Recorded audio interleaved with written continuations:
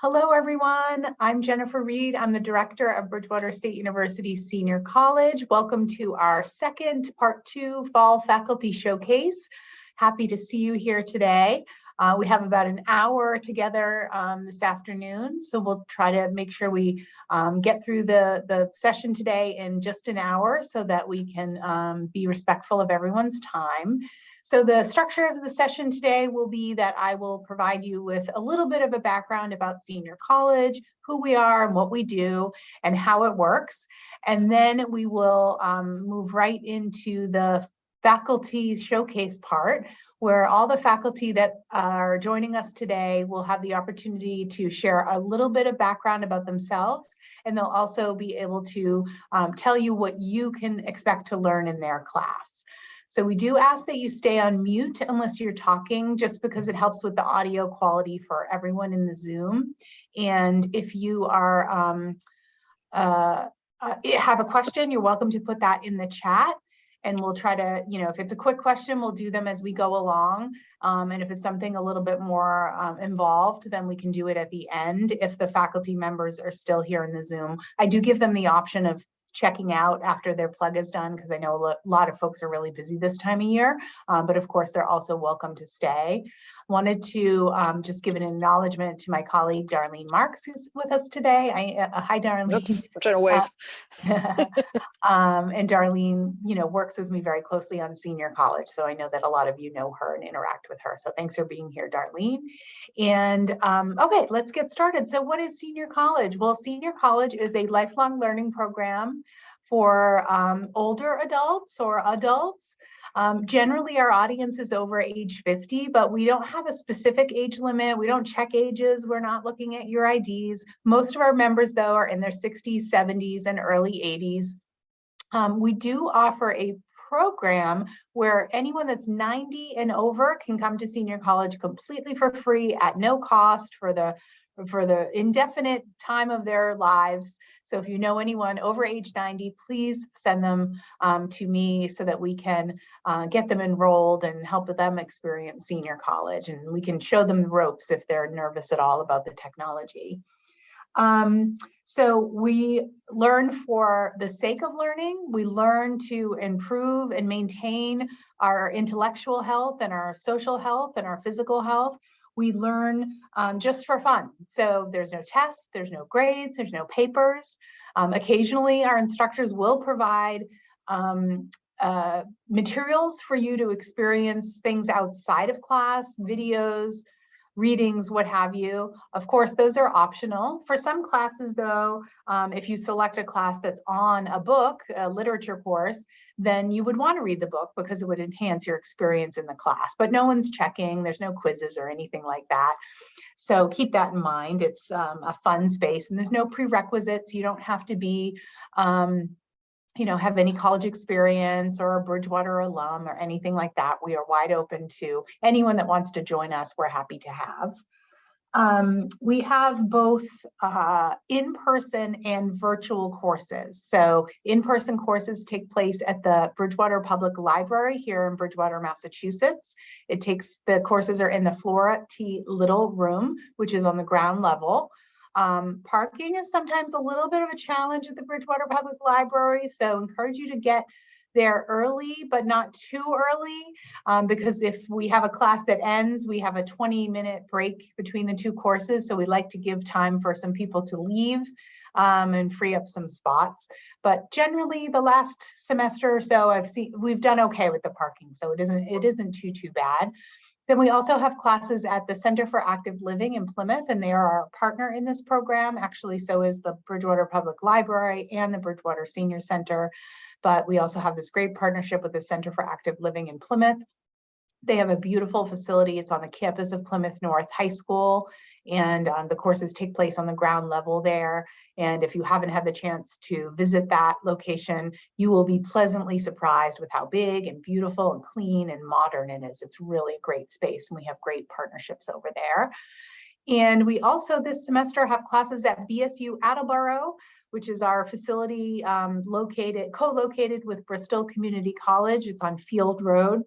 And again, we have a really great facility over there. So if you decide to take a class in Attleboro, there's ample parking, easy to get to, elevator, convenient location. Then all the rest of our courses are on Zoom. So the bulk of the courses that you will experience likely will be on Zoom. So that means they meet weekly. You have a space like this where you interact with your instructor in this way. And if you need any assistance or you're curious about Zoom, but you don't know how to use all the features, you can certainly reach out to me anytime. I'd be happy to meet with you to go over some of those things that might be you might be a little bit nervous about. And I also wanted to let you know that this semester we have lots of brand new courses. So I'm really excited about that. And we've brought back some of your favorite, most popular instructors to offer brand new courses. So that's the great thing about this group of instructors that we have that come back by popular demand. You let me know how much you enjoy your time with them, and they have been so generous to develop new courses or offer new content for you. So please be sure to check out our course catalog and schedule at a glance, which is located on our website, and maybe Darlene can post our website in the chat so you can look for that there. We also have we had a previous session last week, a faculty showcase, and we had a lot of faculty, probably more faculty than we have here today.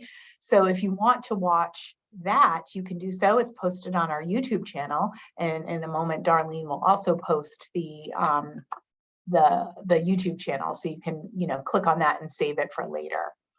So what else? I wanted to let you know about our membership. So the membership fee is $85, and that includes as many classes as you like. That makes us the most affordable lifelong learning program that I've ever come into contact with or seen, definitely in New England. So we have a model that makes it affordable for everyone. We want everyone to participate and be able to be included. If the $85 fee is prohibitive, we also offer scholarships. So all you have to do is just shoot me an email and you can have a scholarship. So that's another benefit too. So maybe if you have a friend who you think would enjoy senior college, but maybe is living on a fixed income, you could let them know about that too.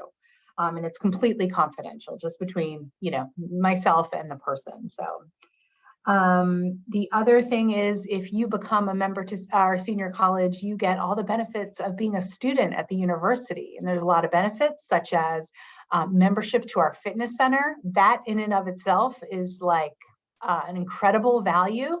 And the university doesn't allow for public memberships. So that would be a great way for, if you live near the campus and you're interested in fitness, to check that out. We also have a pool. You could get a free parking pass to the university.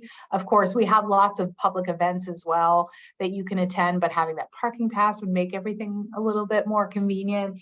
And of course, access to our library services, technology, like if you had a question about your iPad or whatever, you could come in and visit one of our help desks to get questions asked by our ACE technology team that we have here at the college. And you could register on our website. So again, check that out. We do have a free event coming up on Tuesday, August 30th. That's free and open to the public. It's called Understanding and Responding to Dementia-Related Behaviors with the Massachusetts New Hampshire Alzheimer's Association. That's on Tuesday, August 30th at 10:30 a.m. And you can register for that also on our website. Okay. That's a lot of me talking. The other piece that I say over and over again is, if you're a member of senior college or an instructor in senior college and you are enjoying your experience, please help us spread the word. We have a -0 marketing budget, so we really do depend on all of you to share with your friends, family, and neighbors. And I always say, share it with your cousin who lives in Idaho, or your great aunt who lives in Arizona, because you could take a class with that person and then be able to see them on a weekly basis, and you'd have something to process and talk about together. I would just think that would be a really fun way of connecting with each other. I mentioned in our last session, we had 2 gentlemen that went to college together at what is now UMass Dartmouth, and they met this past semester for a course in Plymouth. And so one lived on the Cape, one lived on the South Shore, and they would meet for their class, and then they would go out and get a great seafood lunch after every week. And I just thought that was a really cool way to connect with someone that's from your past by, enrolling in senior college together. Okay, so the structure for the instructors will be that you're welcome to introduce yourself. You have about maybe 6 minutes. We have a little bit more time today because we have a few less instructors here. So just give a 1-minute background about yourself. And then if you could also just share with us what you could expect to learn in your course this semester. And then of course you're welcome to skedaddle after if you're busy, or you're welcome to stay for the whole time too. But I just want you to have the option to know that if you are busy, you don't have to stay for the rest of the session. And so I'm going to, I'll give the order, I'll give you kind of a heads up. So we're gonna first we'll have Scott Hokanson, and then after Scott, we'll have Mike Krasanik. So Scott, since you're an expert now on all things senior college, you can have the floor. Welcome. It's good to see you. Yeah. Good afternoon, everybody. My name is Scott Hokanson. I am an insurance expert out of Plymouth, Massachusetts, and my class is going to be on understanding health insurance and Medicare. It's going to be a fun discussion on a subject that a lot of us get very frustrated with, but we're going to discuss things like why don't we have national health care? How does Medicare work? How does it get paid? Why do insurance companies even exist? Why are employers involved in buying health insurance for citizens of this great country, which is a very interesting discussion. My class is Thursdays from 12 to 1:20. It's in person at the Center for Active Living in Plymouth. We did get a request last week for Zoom, so we might try and do that for the next time, but it is going to be in person. Once again, it's Thursdays from September 8th to October 13th. It's about 6 classes. And once again, we go through the ABCDs of Medicare. That's an entire class. We talk about national health care. Will it work? Will it not work? And the problems people have had, that really smart people have had trying to get that accomplished. Some mechanics ones, what's a deductible? What's a copay? What's coinsurance? How do all those different cost sharing pieces work? And people will walk away knowing how to save themselves some money too. And then we will have an interesting discussion about prescription drugs in America and why, once again, all the people involved in distributing prescription drugs and all those different players and all of the cost sharing that happens throughout the process of manufacturing a medication to getting it into a pill box at CVS. So I try and make it as fun as I can. People are very opinionated, and we have a good time talking about the system we have in place. And after this class, you should know not more and at least be a much better customer of health insurance in the future, because you'll be a lot more informed. So I look forward to people joining us. Scott, thank you so much. We're really excited for this course. I think it also shows sort of the variety that we have, these like practical courses of this information that we all need to know. And, I think we all put on our to-do list, like, oh, I need to research this and do, figure this out or meet with someone. And what a great way to get this information, but to be out of the house, socializing, having it delivered to you with a, with a fun, have a spin of fun on it too. I just think makes something that all of us see as a chore be a lot, better. So thank you. We're really excited. And yes, if you're game, we will do this via Zoom next spring. But if you're in the Plymouth area and, in person, I think you'll have a great experience with Scott. And no, it won't be recorded, Evelyn, because it's in person. So we really don't have the capacity to record in-person classes, but I think Scott will be back in the spring. But if you live in Plymouth, don't let that deter you. Go take his class in person. Thank you. Oh, thank you. Okay, so up next we have one of our most long-term, earliest supporters of senior college, Dr. Michael Krasanik, and after Mike Krasanik, Shelley will be up next after you. You have the floor. Okay, thanks, Jen, and it's great to see a number of familiar faces here who've participated in some of my courses in the past. It's good to see, and some new faces as well. My background is as a political science faculty member and chair of the department for a number of years. As you can see with the gray hair, I've been retired for a while, but I'm still involved through working closely with Jen on the senior college, and I've offered a number of courses over time.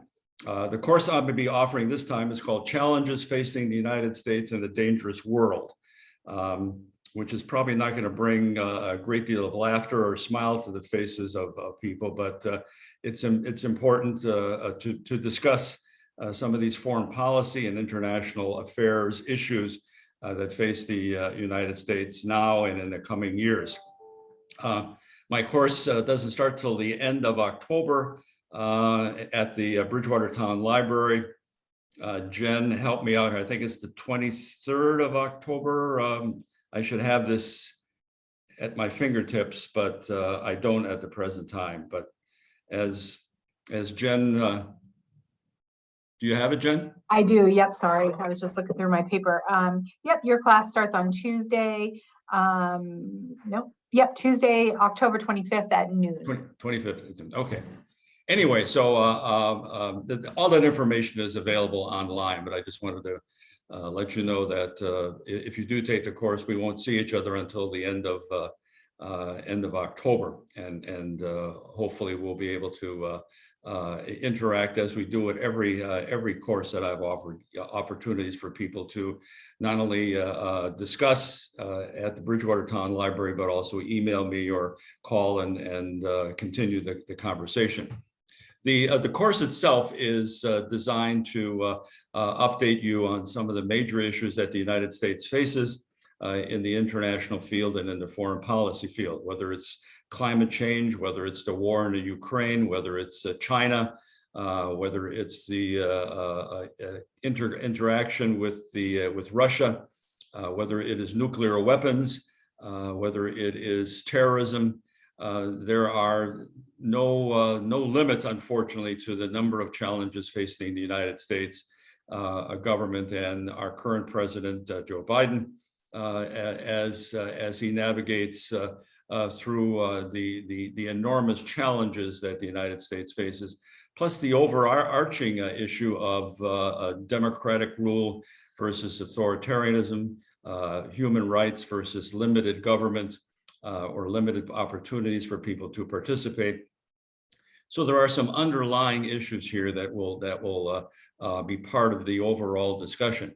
But as I say, there's certainly numerous challenges that the United States faces. You see them every day, whether it is the war in the Ukraine, whether it is the challenges faced from China, or whether it is issues associated with nuclear weapons, which unfortunately is starting to rear its ugly head again as we move through the conflict with Russia and also North Korea and Iran and other countries that are seeking to expand their nuclear or initiate their nuclear arsenal. So again, I'm looking forward to giving you an opportunity to participate in this course. And one other thing that I failed to mention extensively is that a challenge that faces us all, not only as nations and regions, but as individuals, is climate change. And so we'll be talking about that, but within the context of what can be done by individual nations, by groups of nations, by individuals who are working within those nations. We see that challenge every day. Perhaps it brings home to us the fact that we're all connected, whether it is country to country, but human being to human being, as we face probably one of the most dynamic and difficult challenges facing the United States and the world. One thing we won't handle, though, we won't be talking about UFOs this time. Maybe next time, if we do this, we'll do that, because that may be a challenge down the road. Who knows? But we won't be doing. I'll be doing that. So I'm looking forward to hopefully seeing you and interacting with you. As I say, the course is not only live at the Bridgewater Library, but also it is offers the students not only an opportunity to talk to me either online or in person or on the phone or whatever it might be. I'm very open to that. And in the past, that has worked very extensively in terms of bringing people into the conversation. So hope to see you, well, not soon because it's still August, but as we move towards September and October and the fall, we'll have that course, and I look forward to working with you. Jen?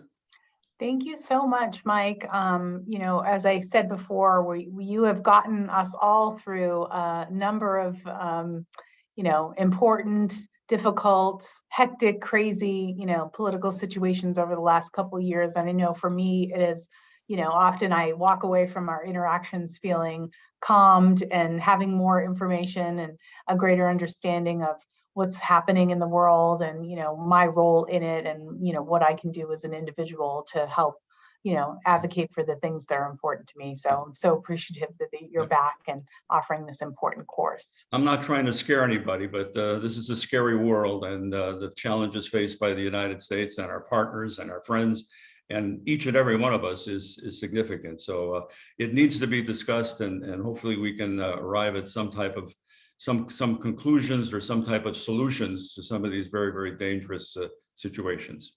Yeah, absolutely. Thank you. Okay, so up next we have Shelley, and then after Shelley, we'll give the floor over to Susan. Shelley, nice to meet you. I know we haven't met in person. You're muted, so you'll want to just go ahead and unmute. And I'm glad Darlene introduced us to you.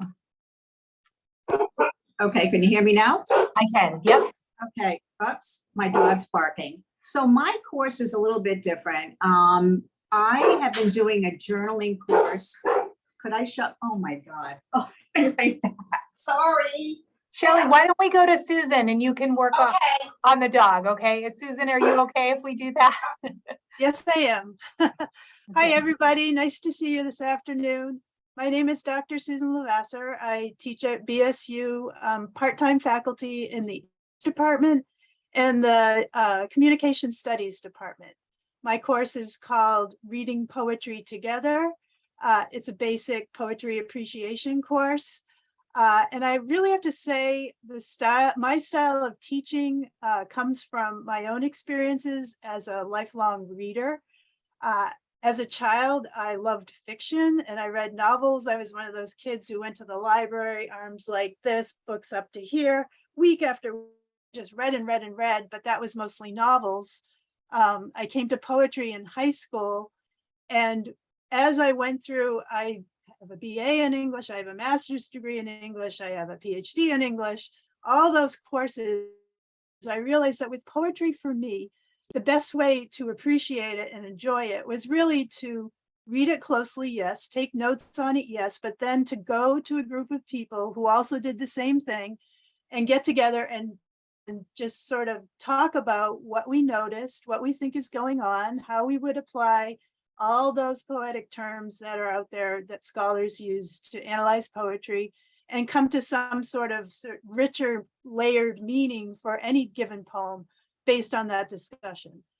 So when I started teaching poetry to college students, I really relied on a discussion type of course where it's lecture based.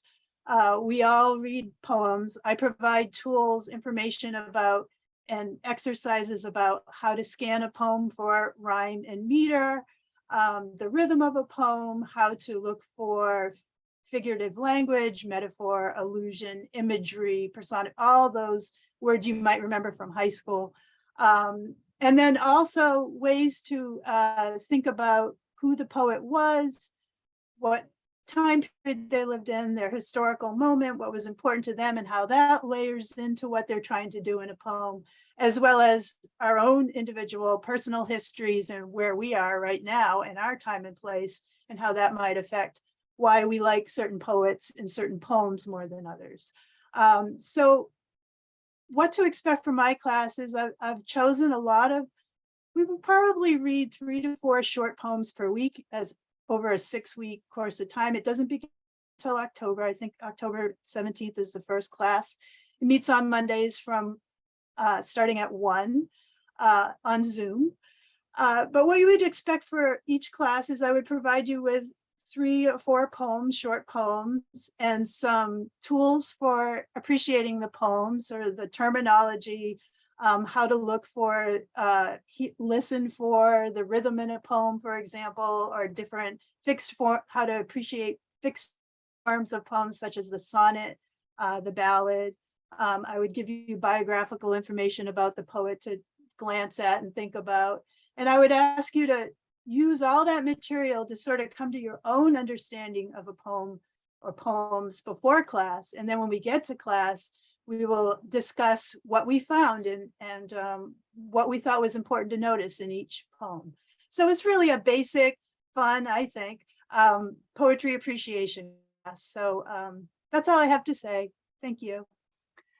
Susan, when I started senior college in the fall of 2019, I kept thinking, I just want a poetry class. I just think that our members would love it. I thought the audience would love it. It just in my head was like my dream. And so to hear the way you just described this course, I think this to me is like, you know, just heaven. And I think what a luxury we would have to have you with your expertise. And I'm so thrilled. And, you know, I have to say, when we started senior college, it was so hard to find instructors. And this semester, I had more instructors than I had space for. And it's just a dream. And we're so thrilled to have you. So I'm excited. Thank you for offering this course. I know folks are going to have a really nice time in it.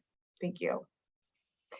Okay, up next we have, let's see, Shelley, how's you doing? I have a dog, so I get it. Unmute yourself and we'll see how you make out.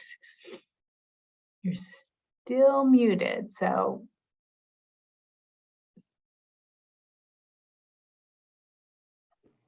Okay.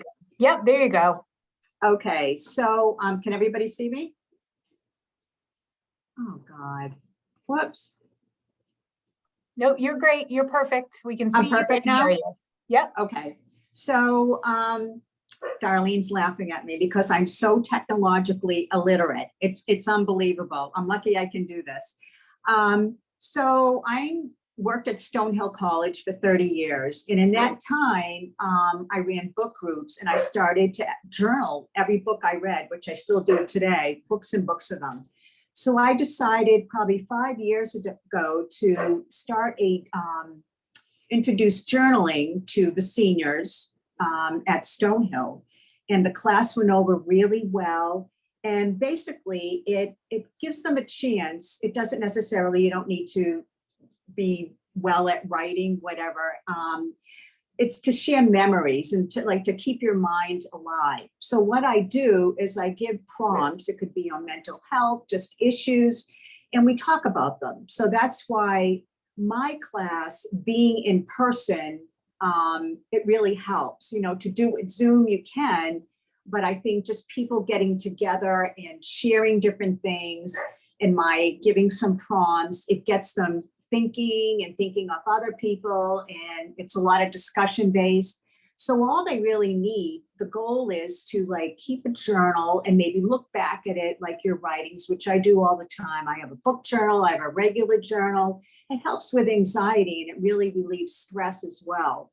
I found that writing things down. So for this class, it's, all you need is a journal, a pen, and if you want to share pictures, whatever. So it's more like a fun, creative type class. Shelley, I'm so excited. This sounds wonderful. We're thrilled to have you. Any friend of Darlene is a friend of ours for sure. Your class is scheduled to start Tuesday, September 13th at 10:30 a.m. in Attleboro. We are building our audience in Attleboro, so we're hoping that we get the minimum amount so that we can definitely run it. If not, it will be on Zoom. But Shelley will be at BSU Attleboro delivering the class. So she'll have like tech support and help, and she'll be on a computer and all that. So Thank God. yeah, but I think it's going to be great. We look today, we have people enrolled, so we just want people to keep coming.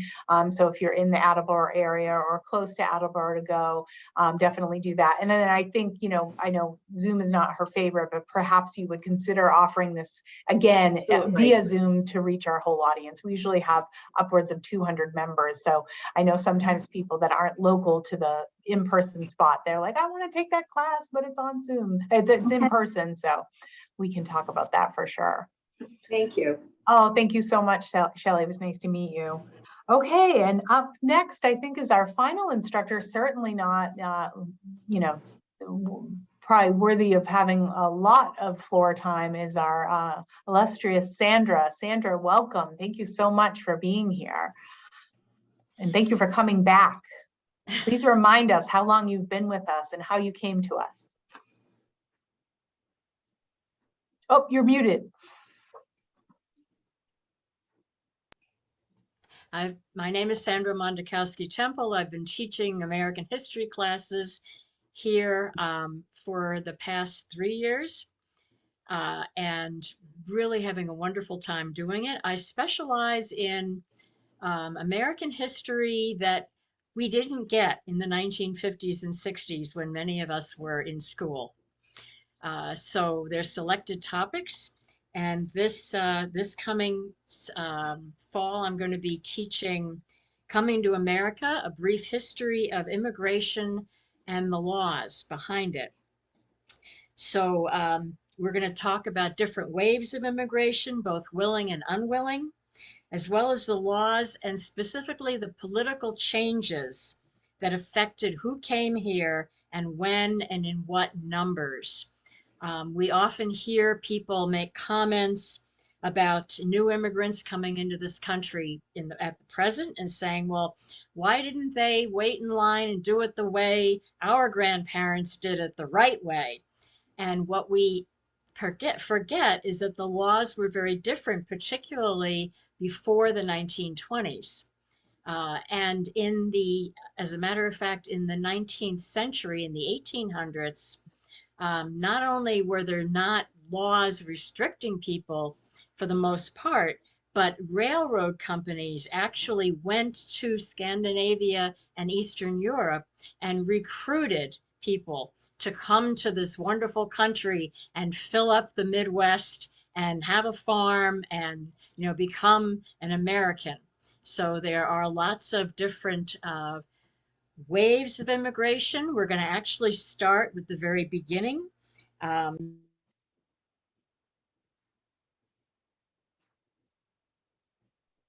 Sandra, you accidentally hit your mute button. Maybe you hit your enter key or something. Oh, okay. Yep. So it was after the trains recruiting people.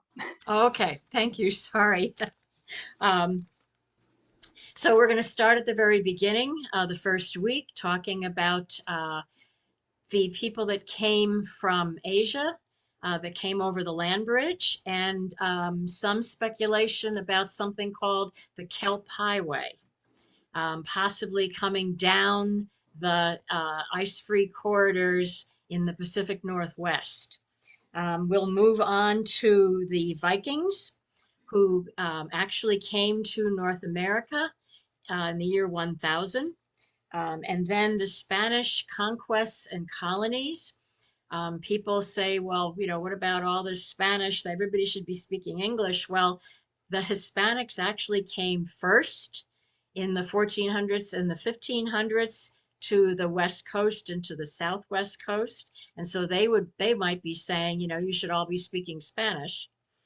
And then, of course, the French, the English, and the Dutch, and German immigrants. And we'll talk about, as those folks came, next the Irish and the Chinese and the Scandinavians, and the subsequent rise of nativism, which moved in waves, including right in the beginning, Ben Franklin writing a letter complaining about the fact that these new German immigrants after the Revolution were not speaking enough English. They were still speaking German, and what was their problem? And So then we will finish up with immigration laws, refugees, and asylum seekers. So it's a 6-week sort of rocket rush through immigration history in this country. It's on Zoom, and it starts October, and Monday's October 3rd, and it's at 10 o'clock in the morning on Zoom, and it will be recorded. What you can expect from the class is I will give some lectures, and they'll be very focused. I have slides, and I always send out, I make the slides into a PDF and I send them out right after the class. So if you have a dental appointment or a doctor's appointment and you can't make a particular class on Zoom, you can count on getting the PDF the next day. And there'll be a bibliography at the end of the class. There's time for, I always leave time now for questions and answers. And people, of course, you'll have my email. So you'll be able to ask questions in between classes. I love that. I've gotten some great information from people asking a question, and then I research it and I answer it via email, and then I usually bring it up in the following class, so the whole class gets to enjoy the question. So I look forward to having some folks that I've had before and some new folks, and I think you will really enjoy this class. Thank you. I know they will really enjoy this class because that's what everyone always says about your classes, Sandra. They always remark upon how incredibly prepared you are and how much time and effort you put into your presentations and being so thorough. So without a doubt, if you haven't taken a class with Sandra before, you will want to sign up, no doubt. So thanks for being here and for your continued engagement with Senior College. I also wanted to just say a quick hello to Rich Gopin. He's here today. Rich is our new Senior College ambassador. It's a brand new volunteer position. And so he'll be over at the Bridgewater Public Library helping us with a few of the courses and with the technology needs and the space needs. And he's already done so much to enhance the audio visual experience that you'll have over there. So hello, Rich. It's nice to put a face with the name, and you'll be seeing Darlene shortly, I'm sure, and me once the class gets started. So thanks for everything that you're doing for Senior College. And I also wanted to just remark on one thing, one benefit of Senior College, which is if the class is recorded, that's up to the instructor.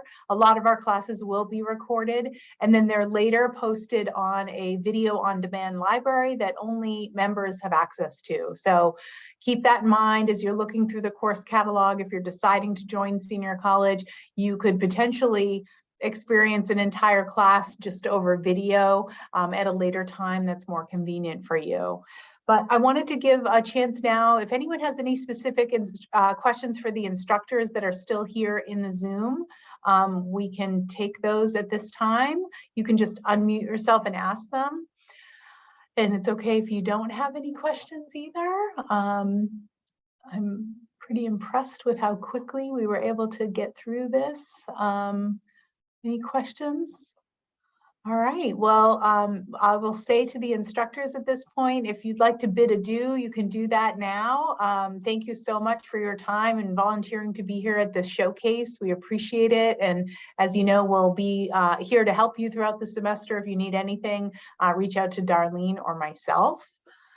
Jan, did you have a question before the instructors go, or is it for me? Well, I just wanted to say that to Professor Krasanik that he's not really as scary as he makes out to be. He really, like you had said, Jen, I was actually comforted. We were talking about some really scary and heavy things that were happening in the country. And he produced some information from Pew Research that just made me, and I think many of us, realize that no, it's not like 50% of the country is right-wing extremists and 50% of the country are liberal extremists. There's like a whole variety and a whole spectrum going on. And I just want to say that actually, that made me feel better. It was sort of like, okay, it seems like a majority of the people are still at least somewhat more middle of the road, and the extremists on both sides are just the loudest. And so I was actually comforted by that class when I went in thinking, oh my God, do I even want to do this? Because this country is scary right now. You know, I mean, it just is, because all we see are, I mean, news wants to show you the extreme things, the big news that's happening, the blow-ups, and just to know that there's hope. You know, there really is, and you did portray that well, Mike. As you know, you talk about being scary, but about the country in our position now being scary, and it is to an extent. But hey, you know, I'm sitting here with a whole lot of people, and there's a whole lot of other Americans out there just like us that are not scary, and that you know, that have a lot of good common sense. So, yeah. So. Well, Jan, thank you for that endorsement. I appreciate it. Sure. Thank you. And knowledge is power, right? The more we know, the more educated we all are. And it's so important to just be good citizens, and also as we age too, to stay engaged and knowing what's going on in our own communities and the country and the world at large, for sure. Cornelia, did you have a question or comment? I was going to say the same thing I said last week. Just listening to the different professors and lecturers, I'm going to sign up for a couple of more courses, and I probably will be tied to my computer for the next semester, which is fine with me. Yep, I agree. I think, you know, sometimes just seeing someone on screen and hearing them describe it is different than reading it in the catalog. That's why we have these events. So I'm glad to hear that, Cornelia, and I don't think you'll regret it. And if you don't enjoy a class, then you can just stop going. It's not a big deal. That's the nice thing about our enrollment, how we do enrollment in senior college, is you're not obligated to, you know, to stay for something that's not your cup of tea. So that's great. All right, folks, well, unless there's any other questions, I think we'll go ahead and call this, and it's wonderful to see you. I hope you'll consider joining college, senior college, if you haven't already. And if you have, tell a friend, tell 10 friends. It's good to see you. Have a great rest of your summer, and we'll see you all in a couple of weeks. Thank you, bye.